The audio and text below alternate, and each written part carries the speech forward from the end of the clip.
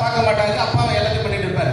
அப்ப மகன் சொல்வார் கடைசி நேரத்துல விளையாடும் போது கூட அவரோட கையை பிடிச்சி இந்த காயை இப்படி போடு, கேரம் போர்டு விளையாடிட்டு இருப்பாங்க, இப்படி போடு அப்படின்னு சொல்லுவாங்க. அப்பா அவர் சொல்வார், இப்ப கூட பாருப்பா உன் கையில் உள்ளதான என் கை இருக்கு அப்படின்னு சொல்லுவார்.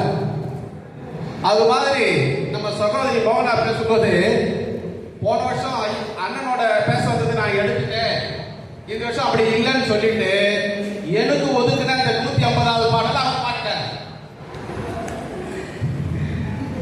150வது பாடல ஆனந்த் தம்பி எனக்கு தான் கொடுத்திருந்தாரு. 75 இருந்து 150 பாருன்னு கரெக்டா அந்த பாடல் தான் நம்ம எடுத்து பாரு. எதுக்கு சொல்றேன்னா இப்படிதான். அதனால நான் கூடுதலா எடுத்துட்டு வந்திருக்கேன், அதனால கொஞ்சம் பிரச்சனை இல்லை. தமிழை முத்தமிழ் என்று சொல்வார்கள், இயல் இசை நாடகம் என்று சொல்வார்கள். அத கீவாஜா என்ன சொல்றாரு, கீவா ஜெகநாதன் ஐயா என்ன சொல்றாரு அப்படின்னு சொன்னா, கொஞ்சு தமிழ், கெஞ்சு தமிழ், விஞ்சு தமிழ் என்று சொல்றாரு. அது என்ன கொஞ்சு தமிழ்? செந்தமிழ் கேள்விப்பட்டிருக்கோம், பைந்தமிழ் கேள்விப்பட்டிருக்கோம். அது என்ன கொஞ்சு தமிழ் அப்படின்னா, ஞான சம்பந்தர் பாடியது கொஞ்சு தமிழ். குழந்தையா இருந்து ஞானப்பால் உண்டு இறைவனை அவர் பாடினதுனால அந்த தமிழுக்கு கொஞ்சு தமிழ். குழந்தை கொஞ்சம் தானே பேசும், அதனால அதுக்கு கொஞ்சு தமிழா. கெஞ்சு தமிழ், கெஞ்சிறது, அது திருநாவுக்கரசர் பாடிய அந்த தமிழ் இருக்குல்ல, அந்த தமிழ் கெஞ்சு தமிழ் சொல்றார். ஏன்னா அவர் வயதில் மூத்தவர், ஒரு சமண சமயத்திலிருந்து சைவ மார்க்கத்துக்கு மாறியவர், அதனால இறைவனை கெஞ்சுகின்றார். அதனால என்ன பேருனா கெஞ்சு தமிழ் அப்படின்னு ஒரு பேர். சுந்தரர் பாடியது மிஞ்சு தமிழ் என்று சொல்றார். நண்பராக, கடவுளின் நண்பராக, தோழனாக அவர் பாடினதுனால இதுக்கு என்ன பேரு? மிஞ்சு தமிழ் என்று சொல்லுகின்றார். நான் சொல்லுகின்றேன், 4வதாக ஒரு தமிழ் இருக்கிறது, இவற்றையெல்லாம் மிஞ்சுகின்ற தமிழ், அது ஆதிமகன் தந்த தமிழ் பெருமை அறிவோம் என்ற தமிழ். ஒண்ணு நம்முடைய சிறப்பு விருந்தினர் வந்துட்டு இருக்காங்க, மேடைக்கு அழைக்கிறோம். உங்களுடைய கரவொலியோட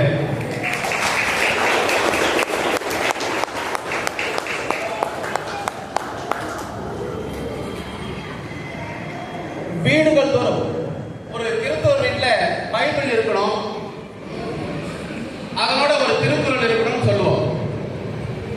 ஒரு இஸ்லாமியர் வீட்டுல திருக்குறான் இருக்கணும், அதோட ஒரு திருக்குறள் புத்தகம் இருக்கணும்னு சொல்லுவோம். ஒரு இந்துவின் வீட்டுல திருவாசகமோ திவ்ய பிரபந்தமோ ஒன்று இருக்கணும், அது கூட திருக்குறள் இருக்கணும்னு சொல்லுவோம். நான் இப்ப சொல்றேன், இனிமே ஆதி பகலனின் தமிழ் பெருமையறிவோம் என்ற நூலும் எல்லார் வீட்டிலையும் இருக்கணும். ஏன் இருக்கணும் அப்படின்னா, இளைய தலைமுறைகள் படிக்கின்ற, குறிப்பா பேசுகின்றவர்களுக்கும் எழுதுகின்றவர்களுக்கும் ஒரு சிறந்த காலப்பெட்டகமாக அது இருக்கும். ஏன்னா அத்தனை தலைப்புகள், நீங்க அவர் படிச்ச அந்த அவர் கொடுத்திருக்கிற அந்த தலைப்புகளை நாம படிக்கணும் அப்படின்னு சொன்னா ஏறக்குறைய ஒரு 100 புத்தகங்களை யாரும் வாசிச்சால் ஒழிய அவ்வளவு தகவல்களை, 700க்கும் மேற்பட்ட தகவல்களை அவர் கொடுத்திருக்கார். நமக்கு 251 தான் இந்த புத்தகத்துல வந்திருக்கு, 200 தகவல் வந்திருக்கு, இன்னும் 100 தகவல்கள், 500 தகவல்கள் அவர் கையில இருக்கு. சோ ஒவ்வொரு வீட்டிலும் இதை பாதுகாக்க வேண்டிய புத்தகமாக வைக்கணும். இனிமே என் வீட்டிலும் அது இருக்கும் அப்படின்னு சொல்லுங்க. சரி, 3000 ஆண்டுகளாயினும் மூவாது சாவாது காத்து நிற்கின்ற மொழி தமிழ் சொல்லுவாங்க. தமிழர் என்றோர் இனம் உண்டு, தனியே அவருக்கு ஒரு குணம் உண்டு என்று சொல்வார்கள். இன்னைக்கு காலகட்டத்தில் போர் முழுகின்ற, உலகம் முழுக்கும் போர் முழுகின்ற சூழல் இன்னைக்கு இருக்கு. அப்படிப்பட்ட ஒரு சூழலை நம்ம இன்று வாழ்ந்துட்டு இருக்கோம்.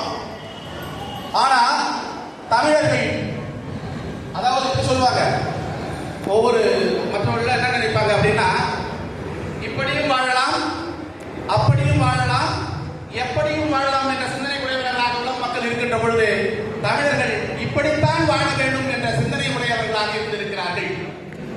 அது போராக இருந்தாலும் சரி, கல்வியாக இருந்தாலும் சரி, இல்லறமாக இருந்தாலும் சரி, ஏன் காதலாக இருந்தாலும் சரி, அதற்கான நெறிகளிலே தன்னை ஆர்ப்பணித்துக் கொண்டு வாழ்ந்திருக்கின்றார்கள் என்பதை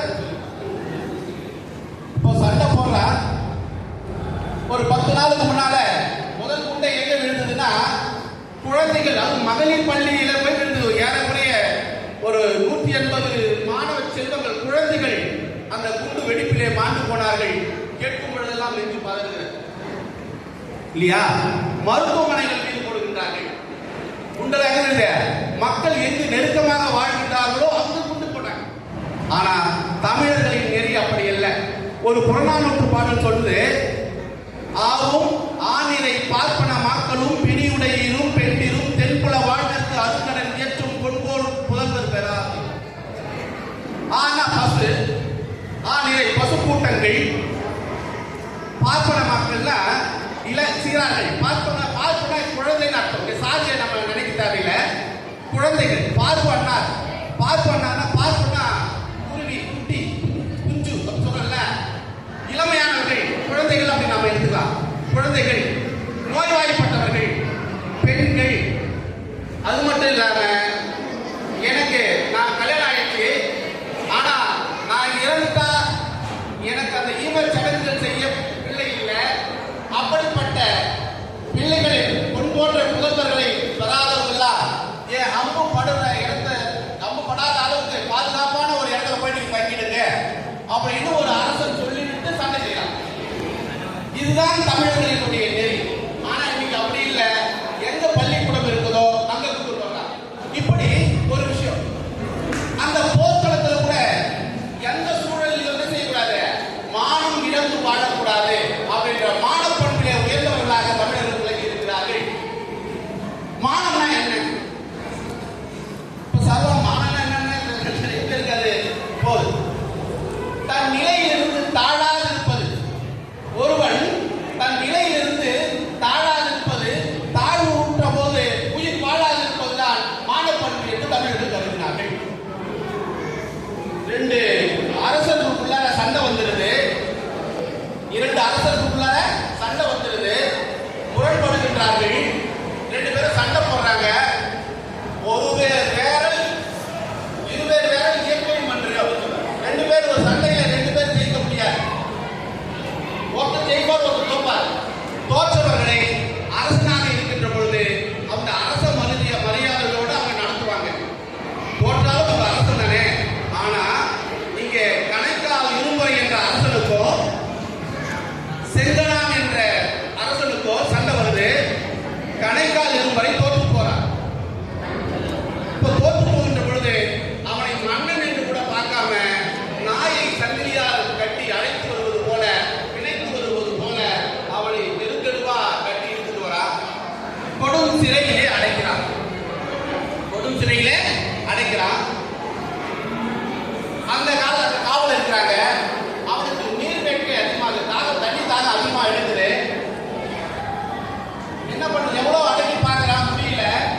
அங்க காவல் இருக்கின்ற வீரர்களை பார்த்து, ஐயா தண்ணீர் கொஞ்சம் கொடுங்க அப்படின்னு கேட்கிறான்.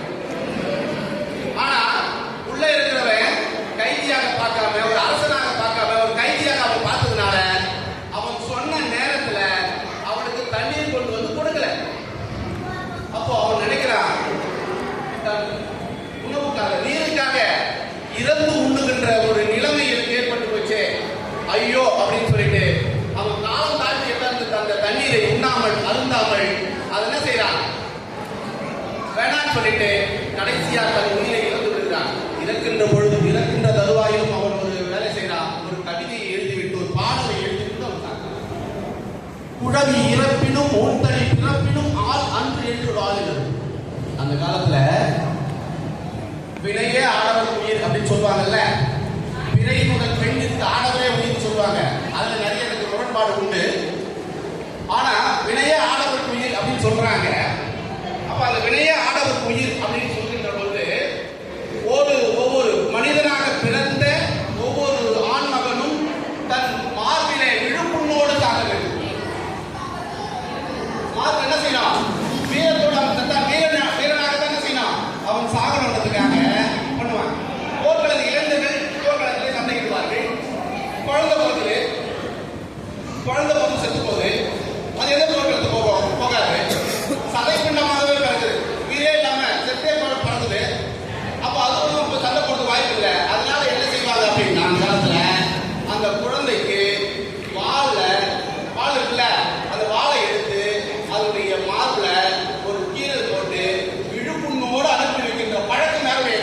தமிழர்களுடைய வழக்கமாக அது வைக்கிறது. அப்படிப்பட்ட அந்த பரம்பரை வந்தன்னா உயிர் வாழ்வதற்காக பகைவன் கிட்ட தண்ணீரை வாங்கி அருந்துகின்ற ஒரு நிலை வந்தது. ஐயோ, அப்படிப்பட்ட நிலை யாருக்கும் செய்யக்கூடாது, வரக்கூடாது அப்படின்னு சொல்லிட்டு தன் உயிரை துறந்தான் என்ற செய்தியை இந்த புத்தகத்திலே பதிவு செய்திருக்கிறார். என்ன ஒரு அற்புதமான தகவல் பாருங்க.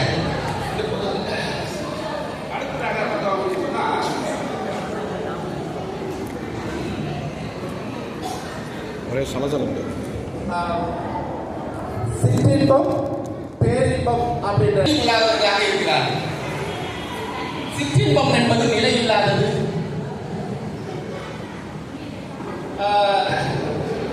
முதல்ல இன்பமாக இருக்கும், அதன் முடிவிலே துன்பத்தை அது கொடுக்கும். இது பேர் சிற்றின்பம். நம்ம பெரும்பாலான வாழ்கின்ற வாழ்க்கை என்னதான், சிற்றின்பத்தை நோக்கிதான். அப்ப இறைவனை அடைகின்ற நிரந்தர இன்பம் இருக்குல்ல, அதுதான் பேரின்பம் அப்படின்னு சொல்றாங்க. இன்னைக்கு மக்கள் தனக்கான அந்த விஷயத்தை தெரியாமலே வாழ்ந்து கொண்டிருக்கிறாங்க. இவருக்கு அது ஒரு சின்னதா சிம்பிளா ஒரே வரியில அவர் சொல்றாரு, ஏமாற்றி வாழ்தல் சிற்றின்பம், பிறருக்காக வாழ்தல் பேரின்பம் அப்படின்னு சொல்லியிருக்காரு.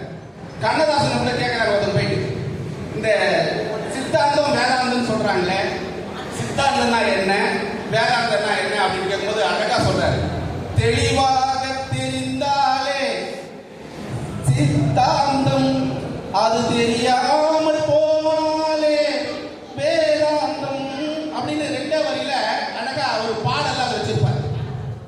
அது மாதிரி இன்னைக்கு என்ன எதுன்னு தெரியாம அந்த சிற்றின்பத்தில் மூழ்கி துன்பங்களை அனுபவிக்கின்றவர்களாக இன்றைய மனிதர்கள் தமிழர்கள் இருக்கிறார்கள். அதுக்கு ஒரு அழகான ஒரு உதாரணத்தை அவர் சொல்றார். வானத்துல வட்டமிட்டு ஒரு கழுகு பறந்து கொண்டு இருக்கிறது. உத்து பார்க்கணும், நம்ம பாஷையில் சொல்லணும்னா ஜூம் பண்ணி பார்க்கணும்.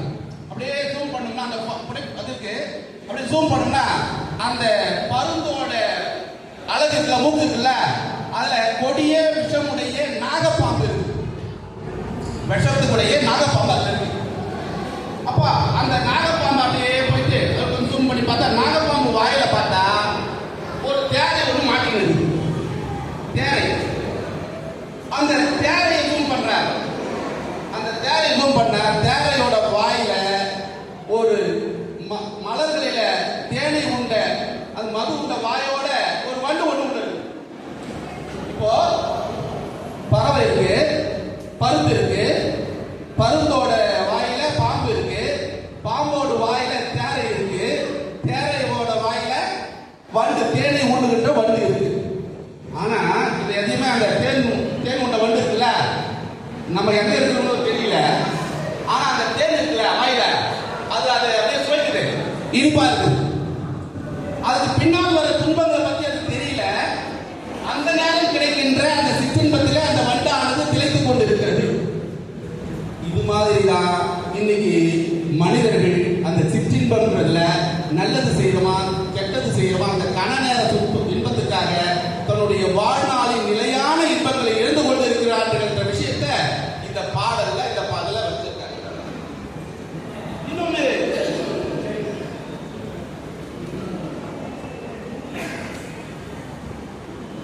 பொதுவா புலவர்கள் நகைச்சுவை உடையவர்களாக இருப்பாங்க அப்படின்னு சொல்லுவாங்க. நான் ஜெகநாதன் ஐயா அவர்களை தான் இப்ப இந்த இடத்துக்கு நான் துணைக்கு அடிச்சு வந்திருக்கேன். ஒரு நிகழ்ச்சி தலைமை தாக்க போறேன். தலைமை தாக்கி முடிச்ச உடனே விழா முடிச்சிருது. போகும்போது நம்ம மகளன் ஐயா கூட இப்ப பையா கொடுக்க போறேன். அது மாதிரி ஒரு கை பைய அவர்கிட்ட கொடுக்குறாங்க. உடனே அவர் சொல்லியிருக்காரு, என்ன தலைவன் சொல்லி பெரியாருன்னு சொல்லி தான் தலைமை தாக்க வச்சிங்க, இப்ப என்ன பையன் ஆக்கிட்டீங்க அப்படின்னா. கையில பையன் வச்சிருந்தாலும் பையன் சின்ன வந்து அர்த்தம், அதனால என்ன பையன் ஆகிட்டு அப்படின்னு சொல்லி சொன்னாராம். எல்லாரும் சிரிச்சிருக்காங்க. உணவு அருந்த கொடுத்துட்டு போயிருக்காங்க. ஒருத்தர் கிட்ட வந்து காது கிட்ட வந்து, ஐயா உங்களுக்கு பூரி பிடிக்குமான்னு கேட்டுட்டாரு. பூரி பிடிக்குமான்னு கேட்டுக்கிறாரு. உடனே அவர் சொல்லுகிறாரு, ஜெகநாதனுக்கு பூரி பிடிக்காதா? ஜெகநாதன்னா பூரி ஜெகநாதன் இறைவனை பற்றி சொல்றாரு அவரு. உனக்கு பூரி பிடிக்காதா அப்படின்னு நகைச்சுவா சொன்னார். இது இன்னும் பரவாயில்ல, சாகும் தருவாயில கூட என்ன செஞ்சாரா, மரண படுக்கையில படுத்துட்டு இருக்காரு. அவருடைய மகள் தான் அவரை கவனிச்சுக்கிறாங்க. பால் கொடுக்கணும், வேற வேலைக்கு பால் கொடுக்கணும். அந்த அம்மா ஏதோ அவசரத்துல அந்த பாலை வடிகட்டுறப்ப ஃபில்டர் அதெல்லாம் இருக்கு, அப்புறம் ஃபில்டர்லாம் கிடையாது. ஒரு துணியில தான் செய்வாங்க, வடிகட்டி தருவாங்க. ஆனா என்ன செய்ய, காலையில அந்த துணியில வடிகட்டி கொடுத்துருக்காங்க. அதை கழுவாம அதை துவைக்காம கூட என்ன செஞ்சுக்கிது அந்த அம்மா, அதுலயே பால் அடிச்சு வடிகட்டி கொடுத்துருக்குது. இவர் பார்த்துட்டாரு, சொல்லவும் முடியல. அப்போ உடனே என்ன சொல்லிக்கிறாரு, அதை வாங்கி குடிக்கும் போது முகத்தை குளிச்சுக்கிறாரு. அவர் தெரியுதுல என்ன அதுல உட்காந்துருக்க. உடனே அந்த அம்மா சொல்லிடுது, என்னப்பா பால் கசக்குதா அப்படின்னு கேட்டு. பால் கசக்குதா, ஜுரம் அடிச்சா வாங்கி என்ன செய்யும், கசக்குமே. அந்த பொருள் என்ன சொல்லிருக்காருன்னா, பால் உங்களுக்கு என்ன கசக்குதாப்பா அப்படின்னு கேட்டு. உடனே அவர் சொல்லிட்டாரு, பாலும் கசக்கவில்லை, நீ வடிகட்டி கொடுத்த துணியும் கசக்கவில்லை அப்படின்னு